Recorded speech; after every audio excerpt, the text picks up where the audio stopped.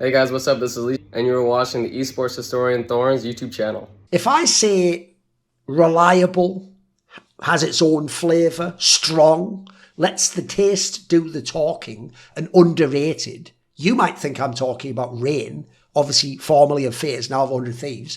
Actually, I was talking about the flavour Acid Rain from Gamer Subs, which is a delicious sour peach rings flavour. Now, I don't know if Rain's sour because he didn't get to play this major for FaZe, but he used to be a peach and he's going for the ring in 100 Thieves, whatever. It's all free association. But if you want to get 10% off any Gamer Subs flavour, including Acid Rain, go to gamersubs.gg and use the code Thorin, Thorin. Right, Rain has not only joined 100 Thieves, he's actually revived the 100 Thieves CS brand, and more importantly, as the title of the video says, and this was missed by a lot of people who didn't read the description and didn't listen to the interview with Sean Gers, he is going to be the in-game leader, which is even more significant than just Rain joins a different team. In fact, it might even be why he didn't join a different squad in the scene and revived this team so he can build out the squad with him as the leader and pick the players. So first things first, the classic question whenever it comes to a roster move is, was it the right move to remove this player? So in terms of FaZe, was it the right move to kick/bench Rain? Right, the key thing here is it's not a really black and white move for me. It depends on the context of who you're removing him for, what they're going to add to the team, and what it then sets up in terms of possibilities for the roster. So my issue here is this. If it's purely in the order of events that happened, they'd already taken out Elige and put in Jacob, Brokey had come back instead of Simple, and then finally they wanted to get Twists into their team since they've already let Elige go, and it's even implied maybe there was a deal with Team Liquid, like we take Elige into Team Liquid since we want him and you want Twists in FaZe, so maybe there's just like a small amount of money one way, I'd assume from FaZe to Team Liquid if you're thinking about it logically, but it's not the same as doing a massive buyout, which it seems like neither team wants to do at this point in time due to how much they've spent on their roster in the last year or so. So, in light of that, if it's only the case that you're telling me, I'll remove Rain, but in exchange, you get to have Twists, well then, yeah, I would take that deal. Because here's the thing. Twists is a much better player than Rain. Twists can make you win more than Rain can right now. Twists is a very good player right now. Like, I actually think right now, he is way better than he even was in Liquid. I think he's actually looking as good as he was when he first joined FaZe back in 2021. So he looks fucking dynamite right now. And as we've just seen from that whole experiment where he was like secondary caller to Yakindar, then he was IGL himself and secondary caller with Cadian and all that jazz, he clearly not only has secondary caller capabilities, but he wants to do that role. He wants to be involved. And I heard when he was with Cadian, he wanted to do the playbook and all that jazz. So since it's something they claim in FaZe that they've wanted for Carrigan to help buoy him up, so it's not just purely Carrigan Megamind calling the game because they don't have enough superstars to make that work, that classic FaZe style, then I actually think it's a slam dunk that you have to remove Rain/bench Rain to bring in Twists. That just makes sense. By the way, I'll come back to that whole secondary caller thing maybe later in the video about Rain and 100 Thieves. Now, here's the thing. I don't think that is the only option. Like, I'm sorry. I know it might hurt people's feelings, but it doesn't matter that you just signed Jacob. Like, has no one ever followed sports? Like, you can sign a top player and then just sit him on the fucking bench and go, you ain't the right player for my team, mate. Sorry, it didn't work out. Like, I gave you a shot or we tried in practice or someone else just won your spot. You already have Jacob. In my opinion, to not then bench him and keep Rain, that might be a mistake. Now, keyword is might. We're not sure yet. No one really knows where Jacob's going to go as a player, but that's also an issue and a mark against him, in my opinion. He is unproven, and I don't think he's looked good early. And I'll just say it outright. You can't just do that thing of like, yeah, but he's moved up to a top team and he's surrounded by these big legends. Bro, he has 2 Polish coaching figures around him. He has Neo, the most legendary Polish player in the history of esports, and he has actually Grobby, the old fucking player from, was it Kingwin he played for? Basically, we used to play for those Polish teams that were like tier 1.5, and he's like the assistant coach or like the demo analyst or something. So he has a bunch of Polish veterans around him to help him bed in. He also literally played for the team that had Carrigan's wife as like the performance coach, etc. So in theory, I think people will be very kind to this guy and very forgiving early on. It just hasn't worked. So in light of what I've seen and in light of what happened when they actually had to use Rain at that fucking EPL where they made that miracle run and were beating Spirit, etc. To me, I would just say, we already made a mistake with the JerCkys move. It didn't work. Okay, our bad. Mea culpa. Rain stays. Twist shines. We just put Rain into the JerCkys positions, because I also think it looks like they put JerCkys in positions that don't even make sense for him in certain cases. Now, look, this is also where it not being black and white has to be taken into account, which is Rain has had some firepower issues the last sort of year and a half, but that was already established. We already knew that. He is a good player on LAN. He is also a very established player within FaZe, who they're all comfortable with. And he has a history of working well with not just Karrigan many times in his career, but also people like Brokey. He was with Frozen recently. And obviously Twist, they already played together in the past. They won a fucking major and Grand Slam together.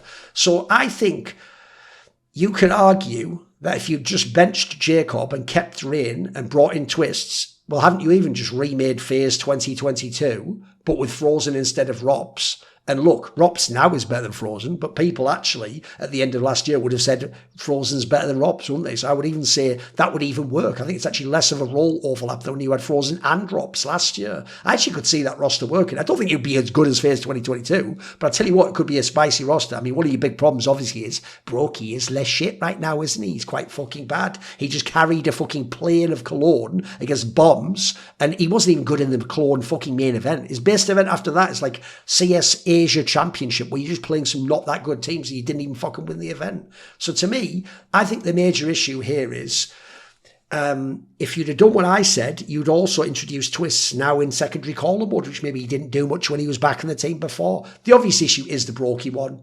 Like, I do think no matter what, if you ever want to be a championship roster again, you've got to find a much better AWPer, and that is obviously quite tricky in CS2, because they're very thin on the ground in terms of established great AWPers, and you're just gambling on young players. Well, they've already done that with a JerCkys, although to be fair, that isn't really fair, is it? Because JerCkys wasn't a top prospect, whereas actually some of these AWPers out there are. Now, the one area I have a problem with the Rain removal from FaZe is quite simple. I think the timing is bullshit. I'm not normally a person who gets sentimental. I do think it's about business. These guys get paid like 20, 30k a month, etc. They get millions of dollars from fucking stickers over the years. They get to have massive amounts of the prize money, hence the whole drama with ESL and PGL and the club share and all that jazz. So the team actually gets some of the money. But here's the problem. When you do have very long tenure, and you've had 10 years of people inside FaZe telling you, we're like family, bro. Oh, yeah. Oh, just come to me, man. Just reach out and talk to me and we can discuss things. If there's any problems, we can make it work. You're a legend, bro. We love having you as part of the FaZe family. It's different when you have that vibe going on, don't you? And you know what? People love to demand loyalty from the player. Think about my favourite team, Liverpool, in football. Everyone says Trent Alexander-Arnold betrayed Liverpool and he should have stayed. But notice how when the team, if he'd have been shit, the same fans would go, yeah, kick him, get him out of there. No loyalty from fucking teams and orgs. So my problem with this is, since he does have very long tenure, one of the few areas I think that should count in esports is it should at least mean they treat you with respect on the way out of the door in terms of how they deal with you, giving you foreknowledge that you're on the chopping block, you might be replaced when it might be, maybe even being kind in terms of the buyout or what locations you can go to in a way they wouldn't if you were a dick or you had a massive buyout. So for me, I think the big problem is I think they disrespected Rain with how they made this move. In my opinion, as soon as that last major ends and you realise, it was quite quickly afterwards, I can tell you, that you're not signing Simple, and you even know you might have to get rid of Leash, I think you already owe it to Rain that if you're going to remove him, you remove him then. You rip off the plaster then and you just say, right, listen, it didn't work out. You know what? You can even argue, since he's the one who supposedly called Simple and convinced him to join, you can even argue Rain maybe had a sense of this anyway, and that was the last roll of the dice, a gamble to make it work. By the way, great gamble. Had a chance, didn't it? Since the Elise issues already existed, I'm a bit sceptical about this. In fact, when Rain says he thinks about being IGL, he even said he was thinking about that for months, which makes me wonder, was he already thinking about it around this time? And was it a possibility that Karrigan himself could get kicked? And maybe Rain would IGL in the team because he was Mr. FaZe, right? Karrigan's already been kicked from FaZe in the past. So I think if you do this, you do it before Cologne, and then Rain himself has all those months before people qualify for the major to get a new org, by the way, as he has now, or go to an established team. Maybe he goes to a Gamer Legion or an NIP or a Fnatic if he's willing to drop down a level. They actually, as you can see, would be able to potentially attend the major with him on tour. Then he can get all the sticker money and have a chance to win. And obviously at this point in his career, I assume, this is going to be a key detail, he wants to play the Tier 1 tournaments. This way around, as far as I can tell, Rain, due to you checkmating yourself and painting yourself into a corner with the other transfers and then your active roster and how much money you do or don't have left for buyouts, basically, as far as I can tell, Rain was punished for Alesia's issues fitting the squad the way they wanted, and then Jacob and Brokey playing, let's say, poorly to be kind or shit to be rude. So overall, I do think it was hard to keep him in the squad they have in FaZe now, though, and here's why. Because first of all, to be much better, you need a star AWPer anyway. Or, if you want to keep Rain, maybe you do have to kick Carrigan, which one, I wouldn't have made Rain IGL, so I wouldn't do that. And then two, I think it's just pointless, because in my opinion, there's barely any FaZe spirit left in them as is now, because of how bad Brokey is. But to me, Carrigan and his style of calling is what people think FaZe magic is. That's what we all want to see, FaZe sorcery or whatever you want to call it. Like, to me, it'd be pointless to remove Carrigan because then you're just another squad that's not that sexy and it's like, whatever. You don't even have the spirit of FaZe. You wouldn't do any of that shit on playoffs, would you? In my opinion, it's having potentially the GOAT IGL that is the appeal of this team. And then since he likes a loose style of calling, you have all these stars from different countries that he gets to play with. That's what you want the team to be. FaZe is supposed to be like Real Madrid and just keep signing big name players. The joke is, haven't you noticed in my narratives how I'm not like the #1 Falcons fan, but I do fuck with the project for that reason, because I know they're going to keep that team stocked with superstar players around the likes of Nico. That's really cool. FaZe has lost that edge years ago. They just happened to get a few good rosters with Carrigan and these other boys and then just do that one roster move every year or year and a half. Now, in terms of his tenure, there's even a detail there people get wrong, which is, people point out he was in FaZe for 10 years more than anyone else. That just means the organisation. Remember, this guy joined when they founded this squad as an international super team back when it was Kingwin initially, which was just like a skin site, I think. Then it became like G2. People forget that one. Then it was bought back from G2 by FaZe.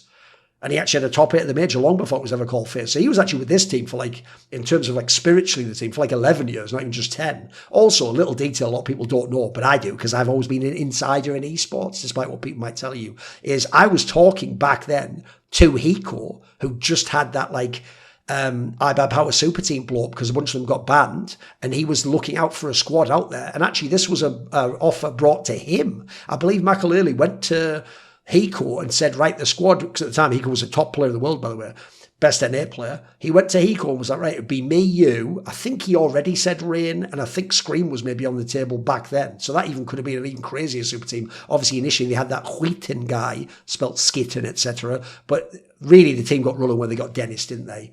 So anyway, in terms of Rain reviving, reforming 100 Thieves CS, 100 Thieves CS hasn't been an org since 2020 with the online period. Now, an interesting detail is from my interviews, I think it was JKS and maybe even Jacob as well. Might even also be when I did one with Kassad. Basically, they revealed that actually, or was it Chet? I forget who it was. Someone revealed that basically, I think it was just JKS going to Complexity for that massive buyout and contract that actually made them quit being involved in CS. Otherwise, apparently, they would have kept going and continued with the team in CS, which is a shame they lost and left and went to the other games. As far as I know, because I actually met this guy a few times, Nadeshot has massive respect and admiration for CS people. I can tell you, it was actually the same with a lot of the COD OGs, the Hastros, the Hexes of the world. These people, when they would meet me and Richard Lewis, who were like OGs in CS back in 2015, 10 years ago, they were super respectful and deferential to us. And even when they would make teams like Optic and Envy and 100 Thieves, they would ask our opinions. They would ask, what do we think about the teams? And you would tell them you should sign this player, or why did you sign that guy, or this cause available. That was invaluable information. So I think it makes sense for Nadeshot to be in CS. Also, I think there's actually for Rain and 100 Thieves quite a good move, actually. It's a good move for both parties. It's an established name in terms of Rain, and then the org used to be established and is established in esports. You get to re-establish it with some good PR, all the goodwill of people wanting to see Rain get a home, etc., and land a team and keep playing. And hopefully, I'm assuming like me, you look at 100 Thieves and you think, wait a minute, they have money, bro. That actually means he could sign some players. This isn't like joining Game Legion or OG or some squad like that where you don't imagine they're going to be able to spend cash.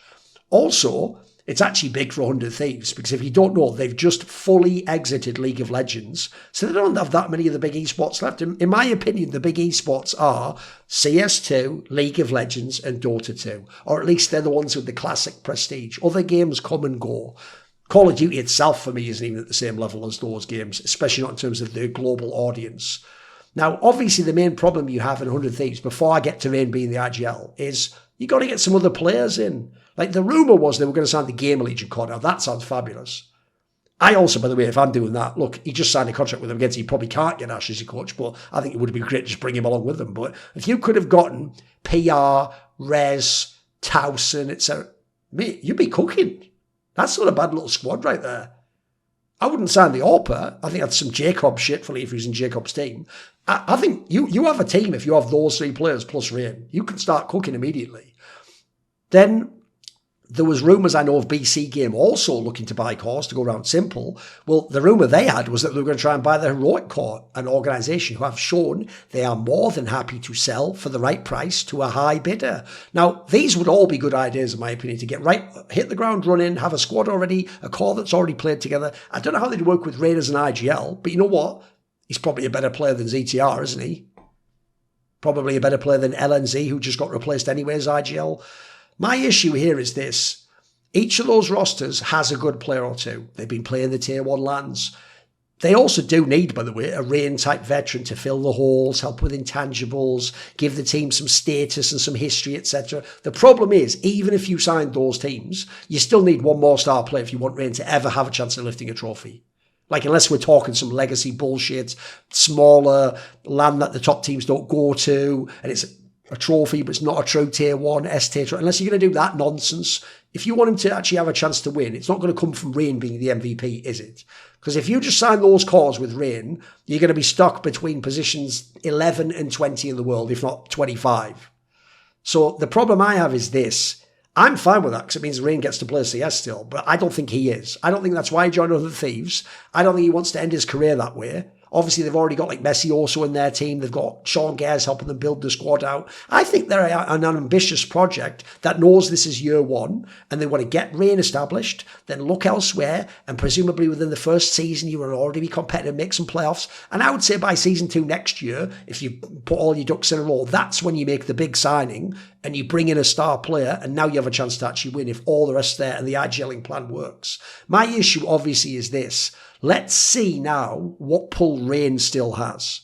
Can he actually, after this major, can he attract other names to come and play with him, especially big names? I get the sense he has that Nico vibe of wanting to play with older stars that he thinks are legendary, etc., etc. Now let's get to what's the most important part of the video, as I put in the title. It's not just that he's revived 100 Thieves. He's doing it as the IGL, the in-game leader. Now, he hinted at that previously when he left FaZe. Problem with that is, as I pointed out in the episode I did of Feed the Trolls with Yanko and Tech Girl, to me, that just sounds like you're also just saying, like, essentially, think about when people get into the entertainment industry. They'll go, in reality, they want to be an actor, but they'll go, I can act, I can sing, I can dance, I can host. And what they really mean is, I just want any job to get my foot in the door. That almost sounded to me like what he was saying was, whoa, don't think I have to just play the roles I just did in FaZe Boys. Obviously, I can't be a star anymore, but hey, I could be your IGL. I am a veteran, etc.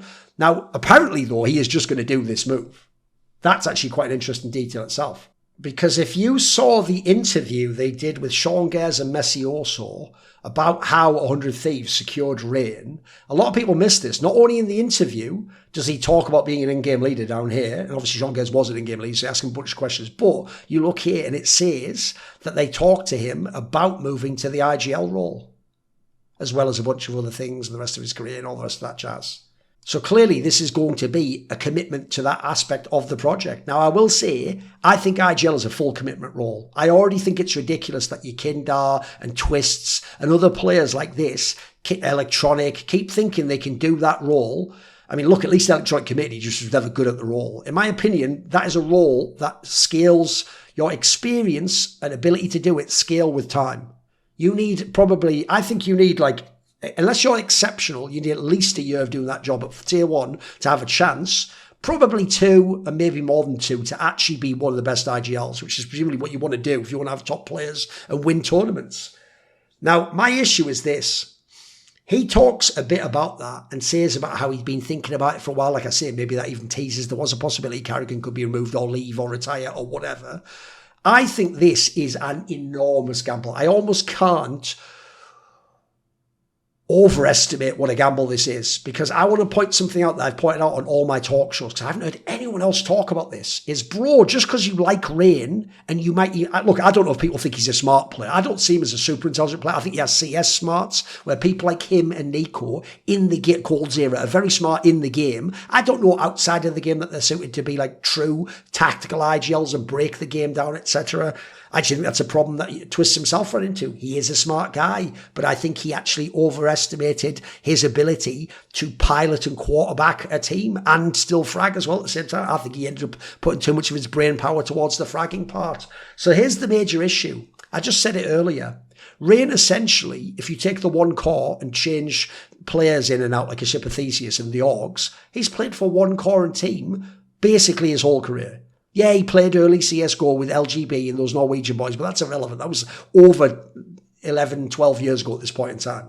If we're talking about the team Rain was a part of, it always had the same profile. It was an international super team, full international, not like 3 Swedes and a Dane and someone who speaks English, not like 2 Ukrainians and 3 Russians. No, we're talking about a guy from Norway with a guy from Sweden, with a guy from Belgium, with a guy from... etc. You get the point. A guy from fucking Portugal back in the day. So full international squads, which as a result naturally leads to a looser style. Then you got Carrigan, the king of the loose style calling. So you've been like that forever as well. You have simpler comms because people get to play and not step on each other's toes. People generally play to their strengths, with even the roles being a little bit more loose and how they play, make, etc. And he had Carrigan the whole time he did that, which you can never take for granted. Now, my problem is that style of IGLing. Not only is he very unlikely to be as good as Carrigan, because Carrigan is superlative at that. And if anything, that style shouldn't be number one ever, but Carrigan just made it number one at times because of how good he is. That's why he might be the GOAT. He is the sort of Peyton Manning of Counter-Strike in that sense, reinventing the style of leadership. But also, that style requires an enormous amount of intuitive feel for how to call and how to read a game. And Rain might be able to do that individually in his role, but can he do that for a team and all the rest of the stars in his squad and read the opponent and see what they're doing and still do something individually without tanking his whole game to a 0.8 rating every fucking match? That's a massive gamble. I can't answer that question. I can't say yes to that. And I don't think you or Rain in good faith can say yes to that. Because I think that style, you have to be able to visualize, you have to be able to execute instantly from your gut, and you have to pilot yourself to some degree. You've seen there's times when the team was playing excellent phase, then Carrigan would have the odd map where he'd pop off because everything's going so easily. Now he has space to concentrate a little more. You saw in the hard times his numbers dropped to the absolute oblivion, and he has to just try and pilot the rest of the team and get them on the fucking bomb sites and get them 2.5 maps to play in a series. So in my opinion, you either have that style of IGLing or you don't. You're not just going to play 4 years and suddenly develop it. You're either going to get it pretty early in the first 6 months to a year. That's why you can be the exception that makes it really quickly as IGL, or you'll never have it. You'll just be a guy doing a playbook, doing some simple reads, playing 7 out of 10 CS, but you'll never hit the heights of what this style of play can really unlock, in my opinion. So I don't think, for me, Rain necessarily fits that style of IGLing. Then consider, what if you actually want to run tactics? Bro, if they were going to buy the Game Legion core, that looks like a squad that is tactically driven and structured by Ash and ZTR. So I'm sorry, ZTR I'd call him. Since FaZe was never a super tactical team with the playbook running all sets, executes, they were never doing that stuff. As far as I'm aware, they were never doing that when Rain was in CSGO and CS2. So he's never played under any kind of super in-depth tactics comparable to the Astralises, the Norths with MSL, even modern Na'Vi with Alexi B. So not only doesn't he have experience of that, but as far as we know in all these really good FaZe teams, he wasn't the second caller either. They had Nico back in the day. They had fucking, if he did it, Twists later on. They had Elige. At one point they had Cold Zero. It doesn't seem like he ever did it. Now, here's the obvious question. If he has this capacity, forget being IGL. Why was he never the secondary caller? Also, why get Elysian Twist to let them do that role? The problem again is this. The secondary caller role is a role that requires its own specific type of thinking that will impact your individual game, and you have to also complement whoever you're the IGL with. Now, he's not even going to do that. He's going to be the IGL fully. By the way, here's an obvious question as well. Who's his secondary caller going to be? Because I think it's quite underrated. Teams that don't have a secondary caller, your IGL better be literally one of the GOATs. because he's going to run into that game where he's run out of ideas, or he can't see something different than what he's seeing from his screen and the overall game, and he needs that guy to throw one in. Some of the all-time great IGLs, if you don't know, had that secondary caller. It's what Zonic did for Ave back in the day. It's what Ave himself did for Arcadian after that. It's what DSN did for Khan. It's what, depending on who was the IGL at the time, either Taz did for Cuban or Cuban did for Taz.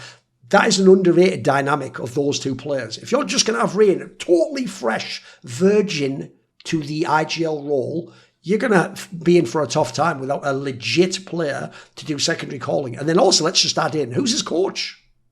Who's going to coach him? Yeah, you've got Sean Gers somewhere in the org. That doesn't mean he's day to day. He's going to be in the trenches looking at a screen and going, yeah, yes, I've seen one of this must be a shop because I recognise the pixels and such like of Inferno. No one's even implied that. So I also think if you want to make him either a really good loose style caller or a good technical, you need a coach that suits that and can bring some of that game to him as well. I don't know that they've got that right now. So here's my problem. Rain is an all-time great, but with a very unique profile because of all the roles he's played. If you go back to 2014, 2015, he was a top prospect. Could have been a top 20 player in the world, had legit skills. You remember that 1v5 he won against VP. He was the star of the original King Win G2, the very first phase pre-Nico. That was, by the way, when the team at the end was already at the level to make major playoffs, the odd event semi-finals. Then when Nico joined, he was the second star and he was still a very good player. The team, by the way, could now win events and was like right at the top of the world, contending with Astralis and SK for the top spot in the majors. Then when Guardian and Olaf joined, he became sort of, for me, more like the third star or the second best rifler, because obviously the AWP warps the resources of the team and around a player, especially when you got someone like Guardian. And by the way, Guardian played his whole fucking career in Na'Vi, where they definitely play around the AWPer. Shout out Marklov and Simple. And when he was the third star, I think he was even better. I think that was his best role. He was very good, and he could put you over the top in a bunch of games. And if he ever fragged out on the pistol round or in gun rounds, you already had fucking Nico and like end of peak fucking Guardian. So I always thought that was nuts. In my opinion, that team right there, when they had that lineup, they could have won every single LAN for like 6 to 9 months. Their issues wasn't people like Rain. It was team player considerations, since they were international squad speaking English, a second language for everyone. It was inability to execute under pressure, as you saw in the Boston Major Final. It was even choking the odd round. It was even just choking the odd round. Not really Rain, but others in the team for me. So then you consider after that, so the thing about this, he was a prospect, he was the star. So a prospect basically means he was a star on like a lesser squad where you don't know if that's the same as a bona fide star. He became a bona fide star. He became a second star. He became a third star. Then you finally get to 2022 onwards with Carrigan. Now he's sort of your supportive element, your fourth best player at that point in time. And you know what? He was OP at that the first year or so too. Hence why he was the major MVP. I still think he should have a graffiti for tooling up fucking peak electronic and that giga strong Na'Vi team, the reigning major champions, in the deciding map outside at the big fragger position on Nuke. Oh, I would give him a fucking graffiti on that wall. I've said it in the past already in a video. So I think he was nuts there. Now, the problem is he's fallen off that level. He's not that player anymore, is he? So when you have a player like this, I don't want them to retire.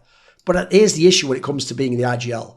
I also want them to be relevant and to be competent and to be competitive. I don't want them to just be an also-ran. Like right now, I'm scared that Cadian joining OG just means, yeah, cool for Cadian and OG, I guess, but will he only be playing a bunch of tier 2s and the odd Swiss group stage of a LAN and nothing more? I don't want Rain to go that way. So can Rain make it as an IGL? Lastly, let's just be real. Like I said about Jacob with FaZe, you can always throw your hands up if it doesn't work in 3 months and bring in an IGL and just put Rain in that 4th spot and put the Star Riflers around and get the AWPer. And you could also reconfigure 100 Thieves after or during the first season of next year. Now, you know you never catch me dolo online because I'm rolling deep and we dem boys. Who am I talking about? The JerCkysMiNi0n. So this video and the content on my channel is kindly supported by Matt Pugnatio Rajcula, Thooorin, Jensen Goh, Nicky, Jasun. You know who my second in command is, JerCkysMiNi0n. Do you want to suggest a topic or a guest for some of my content? Would you like to ask me a question in an AMA? Do you want to take part in one of those lengthy discussions where you get to set the topic? Maybe you want to see who upcoming guests are in my interviews and on my talk shows. Well, all of these perks and more are available to you if you put your money where your mouth is and join the JerCkysMiNi0n today. How? Via the Patreon link in the description box below. You dig?